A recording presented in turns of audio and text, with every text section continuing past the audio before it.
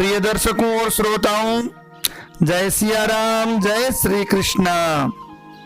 शुक्रवार को त्रयोदशी तो शुक्र प्रदोष व्रत बनता है।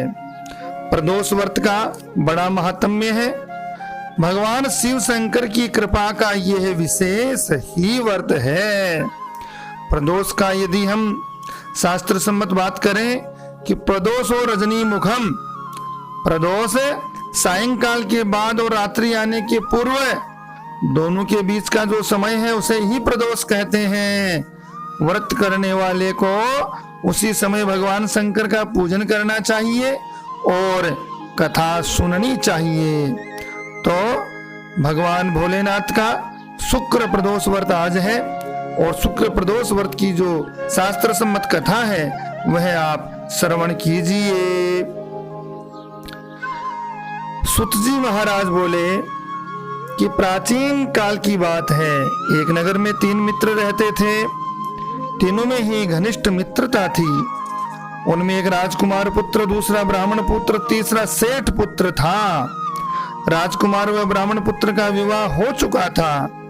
सेठ पुत्र का विवाह के बाद गोना नहीं हुआ था।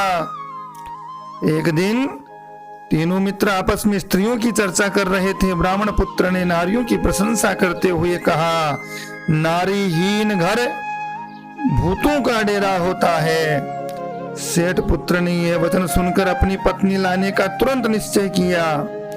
सेठ पुत्र अपने घर गया और अपने माता पिता ने अपने निश्चय बता दिया। उन्होंने बेटे से कहा कि शुक्र देवता डूबे हुए हैं और शुक्र अस्त है, तारा लगा हुआ है। इन दोनों बहू बेटियों को उनके घर से विदा कर लाना शुभ नहीं है। अतः शुक्र उदय होने के बाद तुम अपनी पत्नी को विदा करा लाना। सेठ पुत्र अपनी जिद से टस से मस नहीं हुआ और अपने ससुराल जा पहुंचा। सास ससुर को उसके इरादे का पता चला। उन्होंने इसको समझाने की कोशिश की किंतु वह नहीं माना। अतः उन्हें विवश हो अपनी कन्या को विदा करना पड़ा। ससुराल से विदा होकर पति पत्नी नगर से बाहर ही निकले थे कि उनकी बैलगाड़ी का पहिया टूट गया। एक बैल की टांग टूट गई। पत्नी को भी काफी चोट आ गई। सेठ पुत्र ने आगे चलने का प्रयत्न जारी रखा। तभी डाकुओं से भेंट हो गई। वे धन धान्य लूट कर ले गए।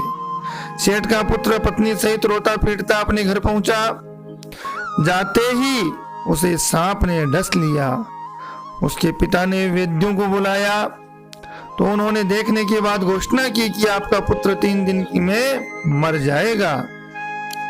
उसी समय इस घटना का पता ब्राह्मण पुत्र को लगा। उसने सेठ से कहा कि आप अपने लड़के को पत्नी सहित बहू के घर वापस भेज दो।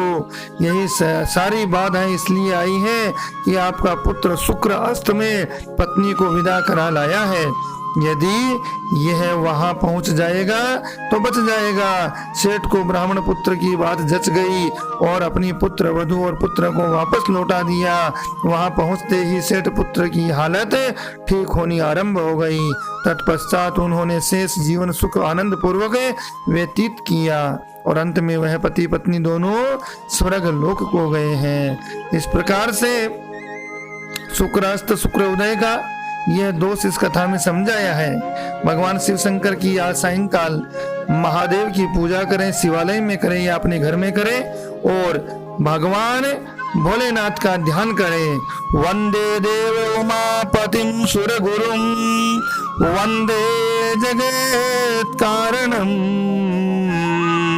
वंदे पन्नग भूषणम मृगधरम वंदे पशूनां पतिं वंदे सूर्य शशांक वहिनयनं वंदे मुकुंद प्रियं वंदे भक्तजनाश्रयं च वरदं वंदे शिवं शंकरं वंदे शिवं शंकरं। करोड़ों चंद्रमा के समान कांतिवान त्रिनेत्रधारी, मस्तक पर चंद्रमा का आभूषण धारण करने वाले, पिंगल वर्ण के जटा जूटधारी, नीलकंठ और अनेक रुद्राक्ष मालाओं से सुशोभित, वरद हस्त त्रिशूलधारी, नागों के कुंडल पहने, व्याघ्र चरम को धारण किए हुए रत्न जड़ित सिंहासन पर विराजमान शिव जी का ध्यान करना चाहिए।